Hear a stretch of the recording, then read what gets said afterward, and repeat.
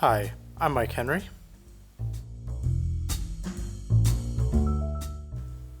And this is my Procreate demo for the piece I call The Smart One. So if you've been following these recent characters that I've been making that are sort of based off of monster stuff and now ghost stuff and other things like that, this is just me continuing to expand what that lineup could potentially be. As you know, from the beginning we had an undead zombie brute, then we moved to like a beast lady, then we moved to a underwater like science experiment chick, and now we have moved into an apparition. And so with each one of these, we're trying to make them interesting in some way. We're trying to bring a different element to it.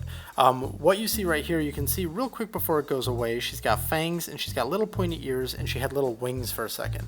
At one point, this character was going to be a vampire. I've toyed with the notion of putting a vampire into this lineup, and I haven't really been happy with any of it. And I had one guy who was like he was kind of like like an agent or something, like agent meaning like a talent agent for monsters. And he's kind of a fun design, but doesn't fit this crew. Then I had her here. I also have a character that's kind of like a sexy leather clad dude that's kind of like almost like Vamp from Metal Gear, but with more of an 80s rocker vibe, and I wasn't happy with that either. And so where we end up taking this is more into a ghost. Now, what I'm testing first here is I kind of like the idea of her being sprightly, so I sort of have her drawn almost like she's naked, but with no defining elements of being naked, except I guess her belly button. I kind of thought that was a fun shape and a fun notion that she just kind of floats around and she's this ghost. Problem is that doesn't bring anything particularly interesting to the table. Now, this test did go far enough for me to try and see what might happen if I treated all of her shapes as like these different forms and then had transparency involved. What would that start looking like? Would her leg like start to overlap with her back leg and overlap with like her pelvis and her like abdomen, and like would her arm overlap, like all that type of stuff. And this was a really fun thing. And then after I was done with this really quick test, I knew I liked the character, but I knew that there wasn't enough for her. So I thought it'd be cool to blend her with something else. This is a good moment for me to stop and say that this video is going to have less about process and more about the thought process behind the character, and we are going to do a file deep dive towards the end that I think gives a lot of information. We will mention a little bit of process, but it won't be a lot. So at this point, we are testing this theory about having the different transparencies and what that might look like. What I was mentioning before about blending her with something else is I was trying to figure out what would be cool. Would it be cool? Like, what if I brought the vampire thing back in? What if she's a vampire ghost? Is that fun? What am I saying about vampires if I decide to have vampire ghosts? That kind of seems to open up a can of worms. Not at this point in the illustration, because I'm still really focused on testing out this idea, but soon I start thinking about, I like this character, what else can she be? And where I end up is that she can be a scientist, and I think that it'd be really kind of fun. Like, I always think of, I don't really have the time or the ambition to like chase down making like an animated movie about these types of characters or something, although that'd be awesome. I try to think that way at least, so that while I'm building these IPs, I can think about how characters behave. It's not just about visuals, it's also about character and world and all those other things. So in my mind, I thought that it would be really fun if this character was floating all around a laboratory and doing all of these experiments, and maybe she even had like a little bit of a like Edna Mode type vibe, like not where she is making super suits for people, but where she's kind of darting around. Maybe she's a bit of a fast talker, maybe she's a little bit more light and bubbly and a little less sort of like vacillating between like strict and kind of funny. But the idea is like, imagine this ghost in this lab coat that's kind of floating through the air and spinning and grabbing test tubes and beakers and mixing everything together and giving somebody something, or maybe she's been researching something that's important to a story and she they come in on her as she's just flying all around. So anyways, I just thought that would be really cool. I also like the idea of her being a scientist in life and then dying due to potentially some big experiment that she was trying to do, and then that experiment isn't successful. She dies. As a ghost, she just figures like, I'm gonna keep doing this, and then she finishes her research as a ghost, gets like, you know, a Nobel Prize as a ghost in science, and then continues her work as a ghost, and that is all just like an accepted thing. So I thought that was kind of like funny. So she's pretty driven. She's driven in a way where she just like works and works and works, and she doesn't understand why somebody wouldn't want to keep pursuing the thing that they love, and that's how she is. I also kind of like the idea, I mean, I don't know if it's like a hard and fast rule or anything like that, but I kind of like the idea of like when you die, like you don't have any of your clothes, similar to how, you know, like in a lot of ghost stuff, it's like you die and for some reason you're stuck in the same frock that you died in. And I kind of like the idea that that's not the case for her. Or maybe any of the ghosts in this world, if there are more ghosts. She died, and when you die, you're either naked or you're like it kind of also, this illustration implies that maybe you die and you're like hairless, so she's wearing like a wig or something. So the idea is that she's just like a base ghostly form. She's in the shape she was when she was alive, but that's like it. And then she can wear whatever she wants. And I liked just this image of like her floating through the lab, and then somebody says like, yeah, we're going to go into the field and whatever. And so then she slams into the wall and her clothes just land in a big pile. And then she comes out from behind something and she's wearing like a completely different outfit kind of thing. So I kind of like the idea of mixing up this idea of she's like a scientist who also cares about the way she dresses, maybe not a fashionista, but there's some sort of thing she likes about that. And then she's a ghost on top of all of that. So I think that that's just kind of fun. Previously, I've talked about whether or not, previously on these videos, I've talked about how how I'm not certain whether or not I want this to be like a team of characters, or if it's more just there's a bunch of characters and I figure out what their configuration is later.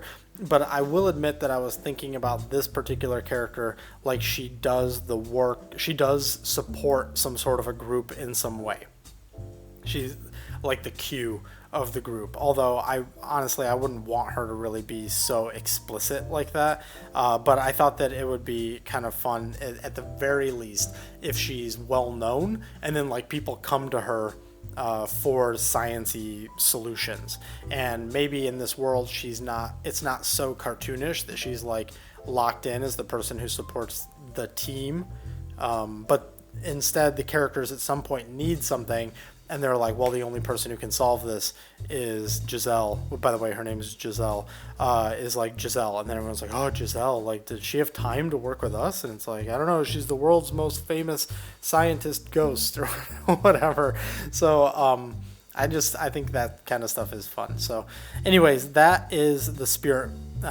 See what I did there? That is the spirit behind this character, is that she is a very positive character. She is very driven. She's the brains of the operation, so to speak. That's why I call this the smart one.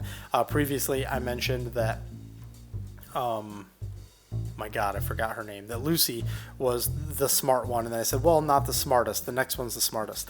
This one is definitely the genius of the group, let's say. And then Lucy would be someone who's like on, like, approaching that, but not the sort of like absent-minded nutty professor type thing that this character is.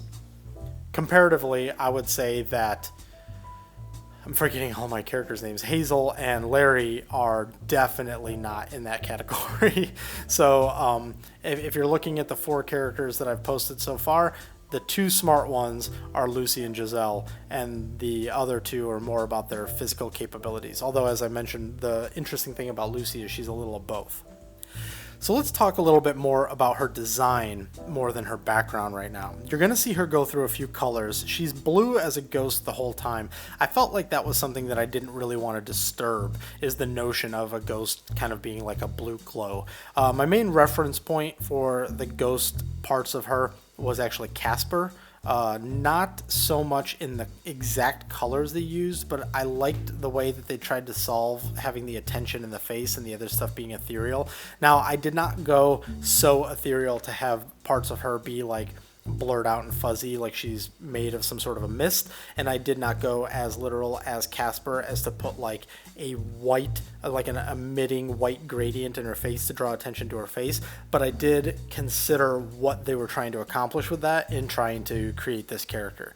As far as the rest of her design goes, we've got some pretty standard stuff. We've got the lab coat, we've got the beakers flying around. I wanted to specifically have some stuff flying around her. I probably could have gone crazier with the amount of stuff flying around her, but I didn't really want this to be pure chaos. I instead wanted it to be a little bit more like, almost like this is as still as she ever gets, floating kind of upward, reaching slash poking at a beaker. Is that a beaker? Is that a beaker when it's shaped like that? Anyways, reaching up and poking at any type of object that might be in the upper left corner of the illustration. And I wanted to just show part of her. If she was just there in the lab coat with nothing else floating around there, I don't know if it would be as clear. So it was more just supporting factors to communicate scientist. At one point, I even toyed with the idea of her lab coat being a completely different different color, which I think would be super fun. And I think that could work if you were like coming into the scene and she was in a laboratory and her coat was like yellow or something like that. I think that that would be really cool, but I think as a standalone illustration it would look too much like a raincoat, or other colors would look like other things. So it's just like, okay, go straight white coat and then we'll bring some colors in other ways. It could be like Dead Man and wear like red coat or something like that, but then instead of looking like that, maybe it would end up looking too much like Carmen Sandiego or something. So the colors that we've got here are these purple gloves. I know that the stereotypical scientist-y thing is to go with like black gloves, but I really want to get as much color into these illustrations as I can. Having the gloves go to black isn't as exciting, but I do like the contrast that they provide, and it is such a hallmark of that type of a character that I said, like, okay, let's go ahead and do it. And by I said, I mean my wife wouldn't get off my back about making them black, and I finally gave in because she was making nothing but good points. So that's kind of why they eventually end up going black. I do really like this palette though. I like this sort of like red sweater with the purple skirt, but I felt like the design didn't have enough bite, and you'll see that that sweater will go through a few colors. The fact that she's barefoot, I specifically did that because I wanted her to still have this sort of, I don't know, you run the risk of going stereotypical, but I wanted her to have a little bit of an absent-minded, a little bit of a carefree kind of vibe about her. She's wearing gloves because she doesn't want to contaminate the things that she's working with, but so she doesn't need to think about the shoes kind of thing. That's like the spirit behind it. And she's wearing clothes because of just the notion of like, she's going to be around people, she can't be naked, right? And so like I liked the idea of like she's wearing everything that she needs to in order to like fulfill those needs, and then she just doesn't have shoes on. But she does, there is that thing where she likes some amount of fashion. I honestly don't know how to like sort that out, but anyway, so design wise, sorry, I'm losing my train of thought. So design wise though, we've got some pretty cool things happening here. It's really hard to balance the fact that your character glows. Unless you're just making that character like Dr. Manhattan or something and they're just naked from head to toe. It's hard to say, like, it's hard to control the eye. And the reason is even though the face is glowing, if you have any other part of their body exposed, it's hard to keep that attention where you want it to. So that was, I think, one of the harder factors of this character. One of the other things I want to reference regarding the design is up until now we've had characters that are brightly colored, very saturated, and they are sort of a controlled palette that has a glowy element that is like a complementary color, or the color play is interesting in some way.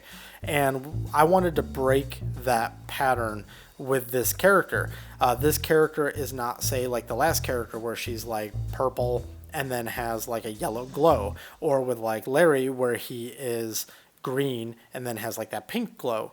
It's like checking off a box. And what I wanted to avoid was like almost like a Power Ranger thing where I get to a point where it's like, oh, I've done red and blue and green, time to do yellow or whatever it is. I didn't want to get into that kind of a trap, so I wanted to start changing that with this character.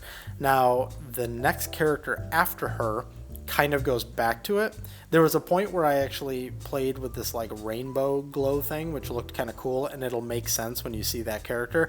But I ended up going back to more of the like there is a one extra glow, and that's because this is such a departure from the other characters if we're looking at that aspect of the designs, that I then had to kind of return back to it to kind of start establish. It's like you're throwing that mark way out into the distance to say we can go all the way out to here. Okay, now let's go back, and now we can start filling in these gaps a little bit more. So the next two characters after this fulfill some of the design aspects of the first three characters more. Now, you might be at the point where you're saying 2 more characters. How many characters are there going to be of this lineup? I have no idea. I actually have one other character who's been loosely sketched and color blocked, but I don't like the character's face, and so I'm working on getting him where I want him to be. But he right now there's basically just 3 more characters that I know I want to get right and create. There's also a 4th one that I have like the notion of checking that box as far as this lineup is concerned, but there's no sketches for that character yet. It's just in my head right now. So the phase that we're at in this illustration now, to reference the actual process here, is we're doing the AO pass for the clothing. So we color all of the clothing, and we get the clothing all shadowed and lit, and then we move on to doing the other parts. You'll also notice here in this palette that she's got the red sweater and the yellow collar, but then she's got really dark hair. And originally I wanted her hair to potentially be a part of her ghostly form, but at one point my wife actually was the one who made the suggestion of making her blonde, which was something I had not at all thought. And at first I really didn't think it was going to work, but then when we get to that part of the illustration, you'll see that once her hair becomes blonde and her sweater becomes green, and then like her collar's pink, it's like, okay, that just works. And even though she has a lot of green and Larry has a lot of green, they're 2 different greens, and it works out pretty well. And the next character is almost entirely green, but it's yet another green. And then the character after that has a green top, but it's yet another green, because green is a fun color because it's a cool warm. So you can go like the whole range and have people still call it green, and you can go all the way over to where it's like Larry green, where it's like blue green, and then you can go all the way to the next character, which is a very yellow green, and all the greens kind of in between, which is one of the best parts about green, said Mike. When I save out the time-lapse video from Procreate, I usually slow it down to the same amount of slowdown every time. Although for the last bunch of videos, I've been making them a little bit quicker, just so that we can get through some of the more repetitive stuff. I can talk about design, and we can avoid some of the process stuff being, repeated way too much. So what we're going to do right now is we're going to actually speed it up a bit more, and then when we get to something that's really interesting, I'll come in and comment.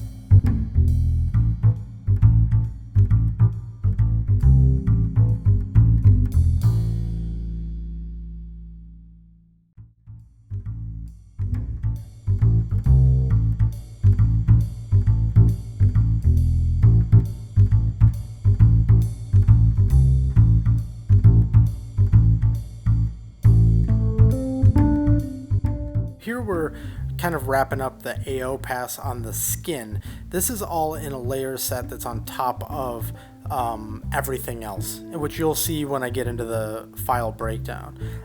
One thing I want to point out though is how the transparency is handled. The shadow is kept at the same opacity that it would be if the object was solid or not, and then the flat that is the skin is lowered in opacity. I will show that also in the file breakdown, but the back leg is at a lower opacity than the front leg, so that the back leg doesn't create too much noise for that front leg, and then everything else holds up enough, but you can still kind of see through it and you understand that it is a ghost. I could go even further by having some erase away kind of in the center portions, the main masses of the ghost part, to really make it look transparent, but I didn't want it to be so transparent that it became really noisy, because sometimes when you're trying to make something look see-through, you are now taking something that was a solid, potentially flat shape, and you are introducing all the stuff that is behind it into it. So even if you have something that's relatively simple, if you start showing a bunch of stuff through it, your complexity goes way up and the viewer has to strain more to understand what they're looking at. That strain could either be so mild as to say that it's just they look at it for another second and they figure it out, or it can be more where they're actually going, wait, what? And then you've completely lost the clarity, unless that's the thing you're going for, which is just a completely different thing, and that's not what we're going for here. We are not going for confusing the viewer or making the viewer hunt and search for what we want them to see. So at this point now, we've went and we did all of the AO for the clothing and for the skin, and now we're going back and doing the direct shadow for the clothing, and then after that I think we'll see together then I'll go through and do some of the extra lighting and stuff like that on the clothes, and then we'll come back to other parts.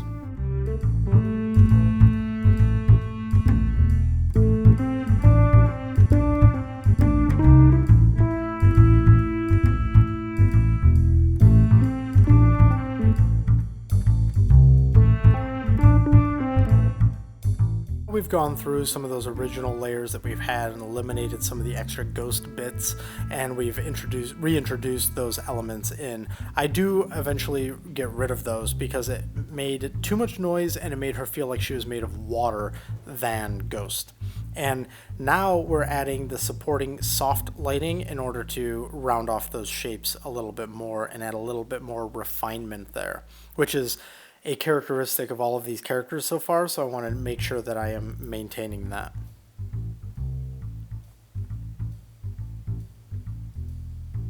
Soon, any second now, you're going to see the color palette change. Here we go, some vignetting around the edges of the character, and now we'll start exploring some other stuff. You see those gloves switching around, you see the hair switching around, and now we end up at what is the look of the character at the end, which is the blonde hair, the green sweater, the pink shirt, the brown skirt, and then the black gloves. And we add some striping on the skirt eventually to add like a little bit of like a kooky touch to her. I mean, she's already kind of kooky, but when there's a difference between somebody acting kooky and somebody making a decision to be kooky, which is what choosing a skirt or a sweater or whatever it is can communicate. A lot of the times people just naturally are a certain way, but when they go out of their way to reinforce that, you know that there's more going on there.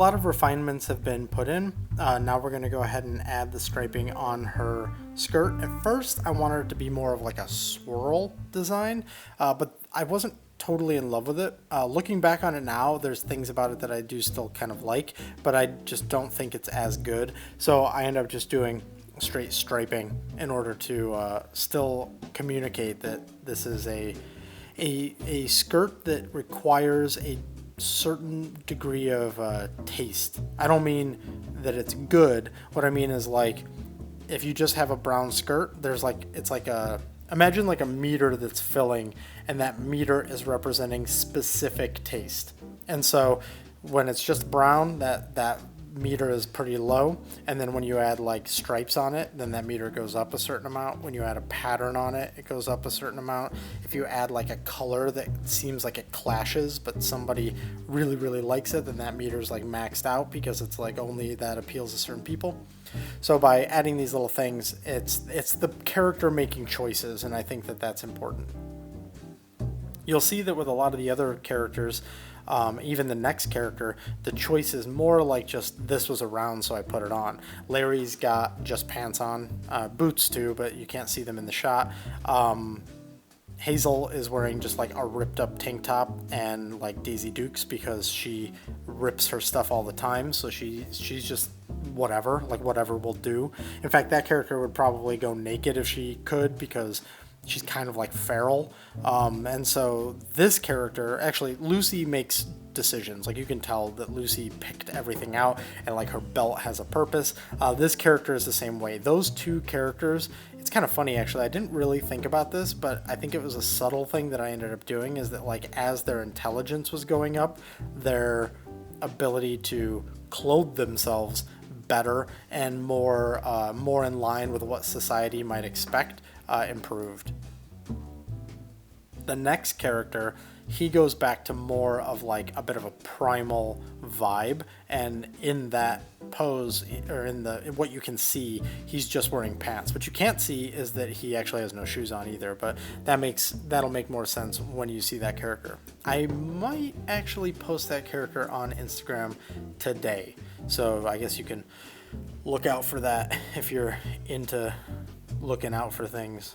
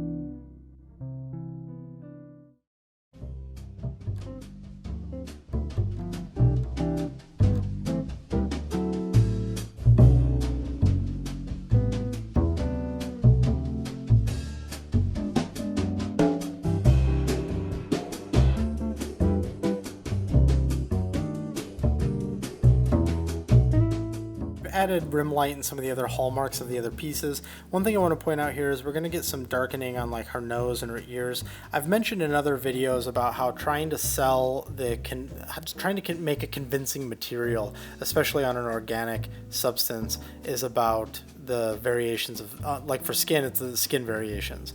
On a real human being that exists in the real world, all ethnicities, we have different variations across our skin that are indicative of everything from like tone to how thin our skin is to all these different things. With these fictitious characters, we're always trying to find similar things so that we can sell them. No character so far in this lineup has normal colored skin, so we're trying to find little bits. With this, because she's glowy, I think that it would look really weird to have variation that was about color. Oh, by the way, you can see here these wisps and how I did them. I just drew them with like one of the hair brushes, blurred it, and then erased it with a soft brush, and it gave it a cool look.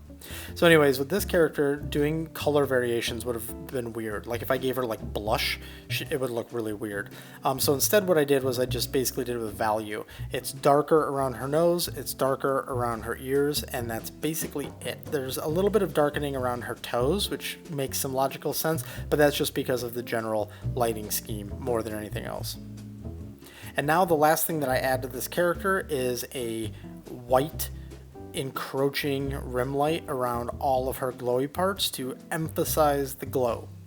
This is hand painted. It didn't have to be hand painted. I could have done it by like filling the exterior and blurring it and bringing it in or whatever, but I wanted to really make sure I was controlling how it worked in some of these shapes, particularly around like her nose and ears and stuff. And so this right here is the final piece. We've reached the end. I really like the way that she came out. As I've said before, sometimes the success criteria for an artist is just that they still continue to like what they're doing enough. And that's, so far I'm doing okay with these characters. I'd like to show you, but I don't really want to share the failed characters. I've been really strict about like culling the characters, or saying like, nope, that's not a good enough idea, we're not going to put that out there. And I want to keep doing that so that these characters continue to surprise and be fun and people dig them. So now let's take a second and look at the file, because this is a pretty complicated setup, and I think that by actually just seeing it, you'll understand a little bit more of how it was constructed. Here is the file. Now, it's a somewhat complex file, as I mentioned before, and that's because we have the transparencies going on. The transparency, at least with the methods that I've been using, really kind of complicates things. So let's first start looking at everything here. I'm going to turn off this top layer that's called New Group. They're all called New Group, but as I've mentioned before, in Photoshop I'm really diligent about naming all my layers. In Procreate it's a little more cumbersome, so I just don't. If we turn off all of that, what we get down to is we've got our background layers, which is just these like little wispy glowy bits, and then the background, which has been merged due to layer limits. Let's turn the wispy bits on for now. These here are the flats. This folder contains the flats. Let's go with that. This folder here contains the flats for everything that is not part of the transparencies. The only exception for that being the backings of these jars and bottles and beakers and all the correct words. Beakers, test tubes, all that kind of stuff. Then we've got a lot of stuff that's been merged together. Obviously her sweater can just be one layer. Her skirt has had the stripes merged into it. This backing part that has a little bit to it has been merged together. Her jacket, actually if we turn off her collar, you can see that originally, before I forgot to add that collar, it had like a backing to it from the shirt, as well as a lot of this coat has been merged together. But you can see on the sleeves, for instance, in the back of the coat, these are all part of the same layer. And so a lot of this has been merged together in order to save layer space. She does not have very elaborate flats, but due to the nature of every other layer, it had to be reduced as much as possible. So if we take, you can see here that like her hair and her gloves are on the same layer. Her gloves are a little hard to see without all of the lighting effects because they are like a dark color. But once the lighting effects get in, it brings a lot more attention to them. Okay, so let's turn the color back on. The color also happens to have her eyebrows, which you can barely see right there because of how dark they are. Now, of course, we turn this back on and everything turns on. Let's turn everything off individually and really get down to it. So as you saw in the time lapse, I worked through all of the layers of her physical, corporeal bits. Corporeal, is that right? I don't actually know now that I think about it. But anyways, let's just say her non-ghostly parts are all solids. And we treat them as such with this flat stack here. And then we move through them in the same way we do a lot of other things. We've got our AO, sort of like indirect lighting. Then we have this little bit of extra detailing, which is basically just for the bottom of her sweater and the straps on her safety goggles. Then we have the cast shadows. Then we have some extra softening shadows that we're using to support those forms. Then we have the vignetting. And all of this is happening on these layers that are not part of the glowy bits. Then we turn on this folder, and this is like amping up the lighting for this whole thing. So if we turn these all off, what we have is the main lighting, which you can see there, and we're treating it differently. It's softer on areas like the sweater or the sleeves of her lab coat, and then it's harder on the gloves. It is essentially the same, well, I mean, it is the same color. It's essentially treated the same in the fact that it's applied as a solid color, but then it's smeared more, smudged more on the softer parts and smudged less on the more precise, harder, shinier surfaces. Then we have the bounce light layer, which is right here. This is just everything bouncing around. Then we have this, which is a darkening layer to bring a lot of attention up. The thing, though, that's challenging about this character is she glows. So we're trying to darken things actually not to bring attention to her face, because her face is going to glow anyways, but to make the glow more pronounced. And that's what that's there for. Lastly, we've got the little bounce from below, the glowy bits coming up from below. And now when we turn on this next folder is when like sort of she comes back into it, which is right here. So let's turn all of these off. This is actually quite a bit.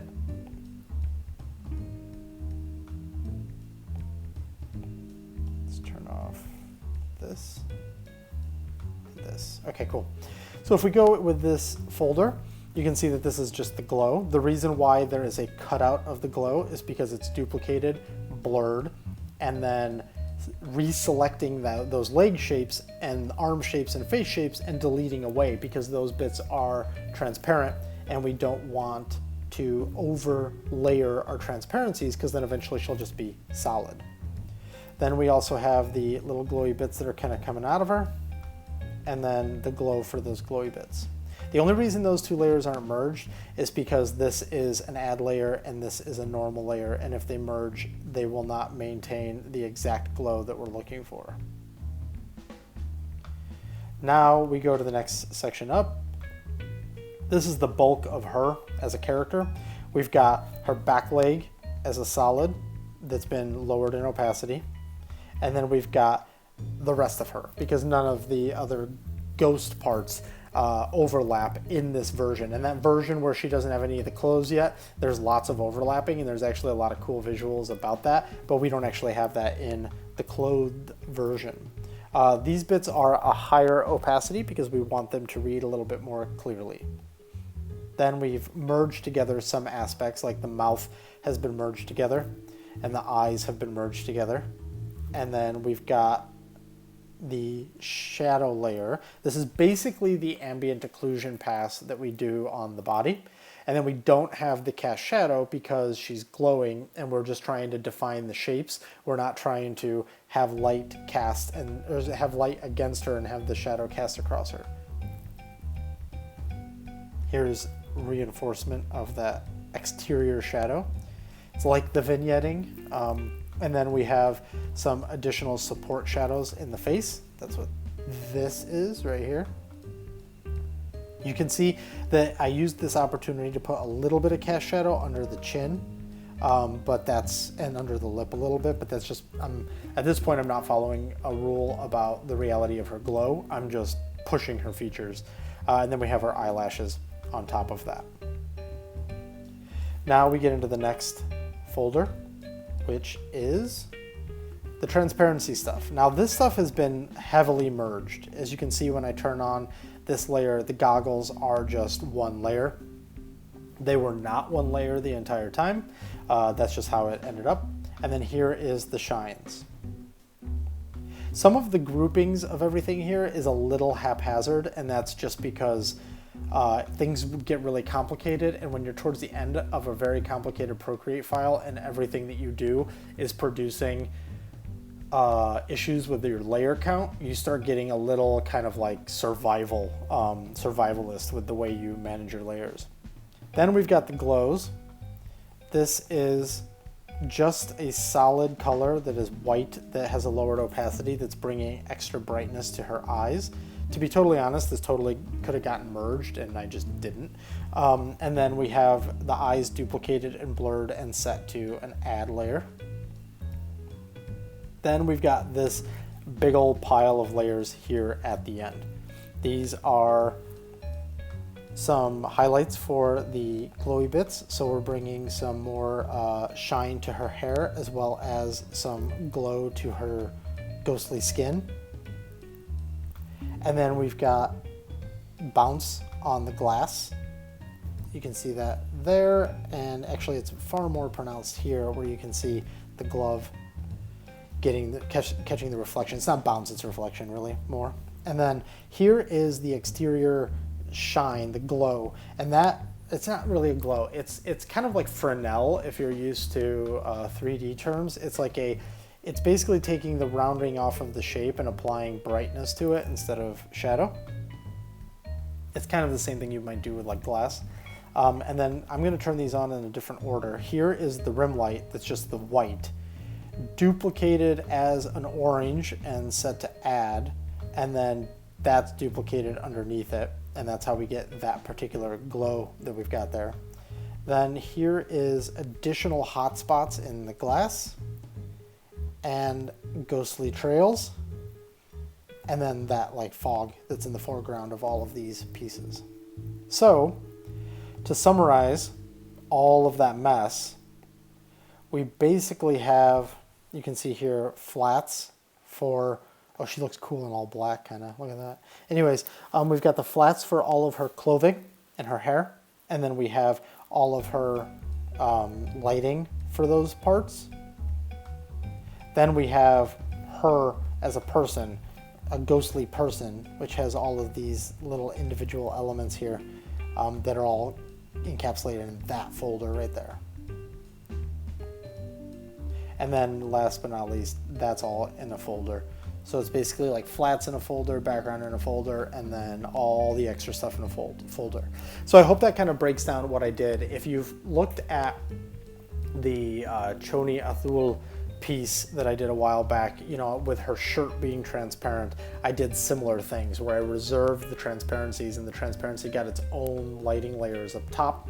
And that's exactly what's happening here, just with like the ghostly stuff and then the glass and some of the extra effects that are there. That's Giselle and the thoughts behind her and the thoughts behind everything that I've been creating lately as far as characters go. So far, I'm really still having a lot of fun doing them. I will continue to insert in characters here or there, or things here or there that break up the continual posting of these types of characters, but I hope you all enjoy seeing them because they're not going to go away anytime soon. So yeah, I hope you want to see more monsters and things like that.